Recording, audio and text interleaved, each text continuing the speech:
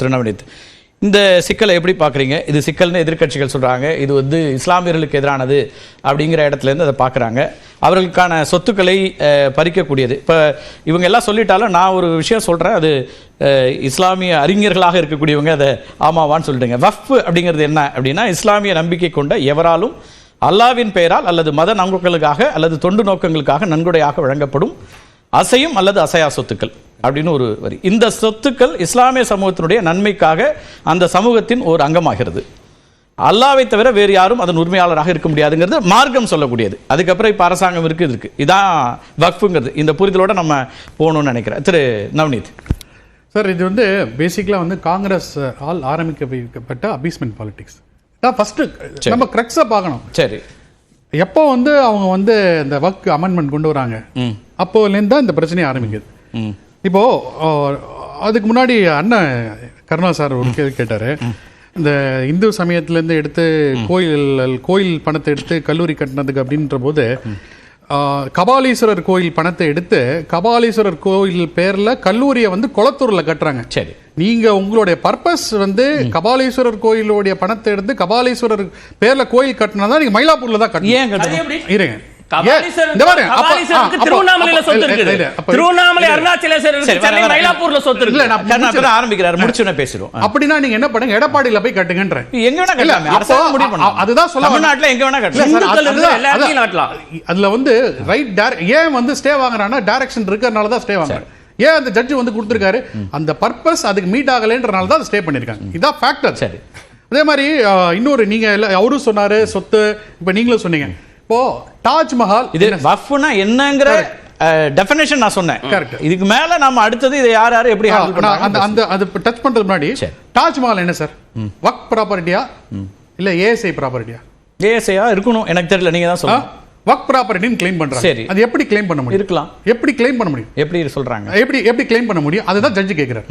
நீங்க சொல்றது கரெக்ட், வக் ப்ராப்பர்ட்டியாவே இருக்கட்டும். அதுலயே வந்து சுன்னி ஒரு பிரிவு, ஷியா ஒரு பிரிவு வந்து அவங்களுக்குள்ள ஆர்கியூமெண்ட் வருது.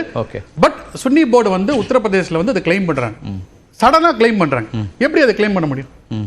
ஏஎஸ்ஐ கண்ட்ரோல்ல இருக்கிறது. சரி, சமாஜ்வாடி கட்சியை சேர்ந்த ஒருத்தர் வந்து திடீர்னு அறிவிக்கிறாரு, உடனே அதை கிளைம் பண்ணும்போது வந்து கேஸ் வந்து கோர்ட்டுக்கு போகுது. இவங்க சொன்ன அதே வார்த்தை தான் ஜட்ஜும் கேட்கிறாரு.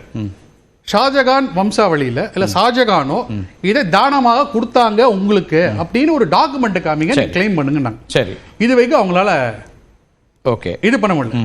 ஸோ ஒரு இடத்துலயும் வந்து ஒரு லீகல் பேட்டில் இருக்கு. அதுக்கு தான் நம்மளே பார்த்தோம், காங்கிரஸ் ஆட்சி காலத்தில் அதுக்கு ஒரு பிளேசஸ் ஆஃப் வர்ஷிப் ஆக்டை கொண்டு அது எப்படி இது பண்ண. ஸோ இது வந்து ஒரு அப்பீஸ்மெண்ட் பாலிடிக்ஸ்ல போய் இப்போ இது என்ன ஆச்சு, இது ஒரு ஸ்டாட்யூட்டரி பாடி. ஏன்னா நம்மளை பொறுத்தவரைக்கும் வந்து வித் டியூ ரெஸ்பெக்ட்ஸ், வக் அப்படின்றது வேற, ஆல் இந்தியா பர்சனல் லா போர்டு இருக்கு. வக்ன்றது வந்து it is just managing the properties, அவ்வளவுதான். இல்ல வந்து ஏன்னா அவங்க வந்து இது இன்னைக்கு வந்து இதை பார்த்து பண்ணுங்க அப்படின்றத வந்து ஒரு கைடன்ஸ் எதுவுமே கொடுக்கல.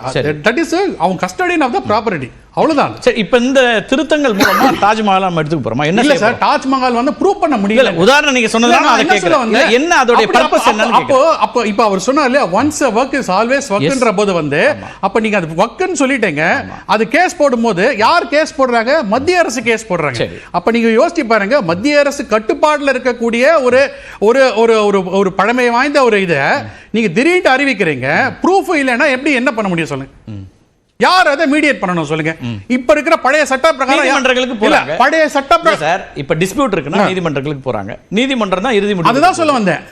அந்த மாதிரி நான் வந்து ஜஸ்ட் ஒரு இஷ்யூ சொல்றேன். அந்த மாதிரி பல டிஸ்பியூட்டுகள் இருக்கு. அப்படி நான் சொல்றேன் சொத்துக்கள் தொடர்பான டிஸ்பியூட் ரெண்டு பக்கமும் இருக்கு. எல்லா திருக்கோயில்கள் நிறைய இடங்கள்ல திருக்கோயில் அதுக்குள்ள கூட தமிழ்நாட்டுக்குள்ள சுருக்கி நான் பார்க்க வரல. இந்தியா முழுக்க வச்சு நான் என்ன சொல்றேன்னா, நம்ம ஆர்கியாலஜிக்கல் சர்வே ஆஃப் இந்தியா வந்து பல இடங்கள் இன்னும் செய்ய வேண்டியிருக்கு. தமிழ்நாட்டுல கீழடி ஒரு இடத்துல நான் சொல்றேன் கேளுங்க சார். அக்செப்ட் பண்ணுங்க சார். நான் உங்கள்ட்ட கேக்குற அடுத்த பாயிண்ட் தான். நீங்க தாஜ்மஹால் சொல்லிட்டீங்க, நான் நடந்த சம்பவத்தை சொல்றேன். நம்ம வந்து இன்ஃபாக்சுவேஷன்ல பேச வேண்டாம், ஃபேக்ட் சொல்றேன். நான் ஃபேக்சுவலா சொல்றேன். கீழடி ரிப்போர்ட் இன்னும் வரல. பண்ணலனா அது அவங்கள தான் கேக்குறேன். நான் என்ன சொல்றேன், ரிப்போர்ட் இன்னும் வெளியிடல மத்திய அரசு. நான் என்ன சொல்றேன், அது அமர்நாத் சொல்றாரு சார். அது ஏசியோட டைரக்டர் சார், தனியா டிபேட் பண்ணலாம். நம்ம இந்த டாபிக்கை பத்தி பேசணும்னால அத சொல்றேன் சார். இந்த டாபிக் தாஜ்மஹால் நீங்க சொன்னதனால நான் சார் அது வக்ல வரதா சார் கீழடி? சார் அதுதான் சொல்றேன். என்னன்னா இப்ப நீங்க என்ன சொல்றீங்க? அப்ப அது வந்து ஏஎஸ்ஐ சொன்னதுனால இல்லன்னா நான் தொட்டிருக்கேன். கேஸ் ரெஃபரன்ஸ் சொல்றேன். இது நடந்த சம்பவம் அப்படின்றதுக்கு நான் சொல்றேன். இப்போ அஜ்மீர் தர்காவுடைய தலைமை அவர் என்ன சொல்றாரு? அதுல நிறைய ஊழல் இருக்குது அப்படின்னு வந்து நம்ப இல்ல, அவங்களுக்குள்ளே பல வந்து முரண்கள் இருக்குது அவங்க சொல்றாங்க. இப்போ வந்து கேரளால வந்து கேத்தலிக் கவுன்சில் சர்ச் வந்து அங்க இருக்கிற எம்பிக்கு கோரிக்கை வைக்கிறாங்க. ஏன்னா அதுல வந்து அவங்க அந்த லெட்டர்கள் இருக்கலாம். இல்ல அந்த லெட்டர்ல இல்ல அந்த லெட்டர்ல அவங்க கொடுக்கிற லெட்டர்ல நீங்க முக்கியமா பார்க்கணும். அவங்க என்ன சொல்றாங்கன்னா அந்த செக்ஷன் 40 அந்த செக்ஷன் 40ன்றது வந்து ரொம்ப காட்டமான அந்த செக்ஷன் 40 அதை நீங்க வந்து மாடிஃபை பண்றீங்க, அதுதான் தேவை. அப்படி ஏன்னா கேரளால பாதிப்படைஞ்சிருக்காங்க முன்னம் அப்படின்ற இடத்துல எர்ணாகுளத்துல இப்போ ஆன்கோயிங் பிரச்சனை நடந்துட்டு இருக்கு. சோ இது ஒரு பிரச்சனை இருக்கு. அதுக்கு ஒரு லீகல் சொல்யூஷன் கொடுக்கிறதுக்காக இவங்க வந்து இந்த ஸ்டாட்யூட்டரி பாடியை வந்து ஒரு கிளீன் அப் பண்றாங்க. இப்போ நான் எதுக்கு நான் அந்த பாயிண்ட்க்கு வந்தேன்? அந்த கிளீன் அப் பண்றதுக்கு முன்னாடி என்ன சொல்றேன், 2023ல பாராளுமன்றத்துல ஒரு கேள்வி வருது.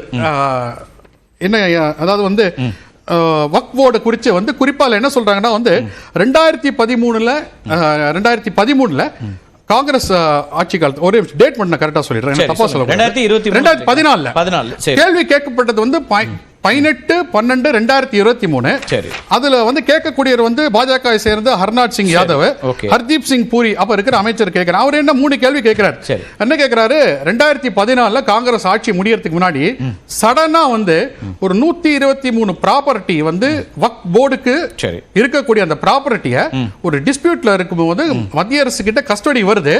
அவங்க இந்த நியூஸ் வந்து கரெக்டா இல்ல இது வந்து வக் கண்ட்ரோல்ல இருக்கா இல்ல மத்திய அரசு கண்ட்ரோல்ல இருக்கான்னு முதல் கேள்வி கேட்கிறார்.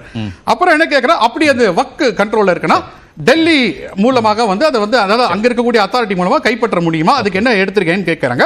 அப்புறம் மூணாவது ஒரு துணை கேள்வி கேட்கிறார். ராஷ்டிரபதி பவன்ல கூட ஏதோ வக் இடம் இருக்குன்னு சொல்லி கேட்கறாங்க, இருக்குன்றாங்க, அது உண்மையான்னு சொல்லி கேட்கறாங்க. அதுக்கு வந்து மரியாதைக்குரிய அமைச்சர் ஹர்தீப் சிங் பூரி என்ன சொல்றாருன்னா கரெக்டா சொல்றாரு. 5/3/2014 123 ப்ராப்பர்ட்டியை வந்து அக்விசிஷன்ல இருந்து விடுவிக்கிறேன்னு காங்கிரஸ் சொன்னது உண்மைதான்.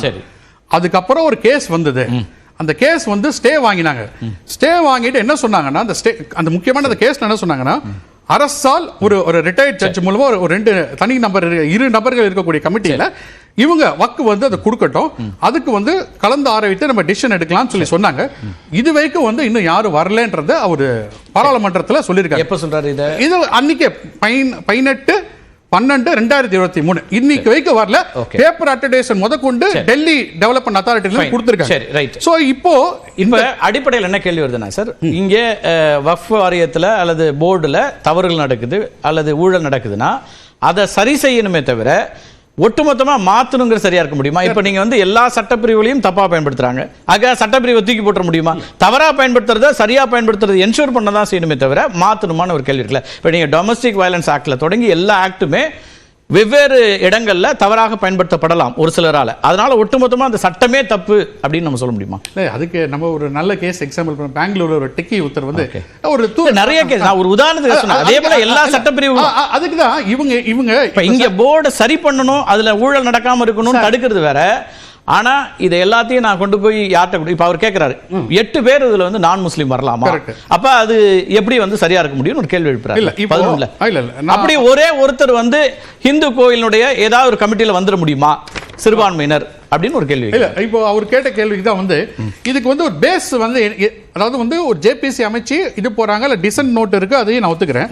இதுல வந்து என்ன சொல்றாங்க, ஒரு பேஸ் அவங்க எடுத்துக்கிறது வந்து சச்சார் கமிட்டி ரிப்போர்ட் எடுத்துக்கிறாங்க.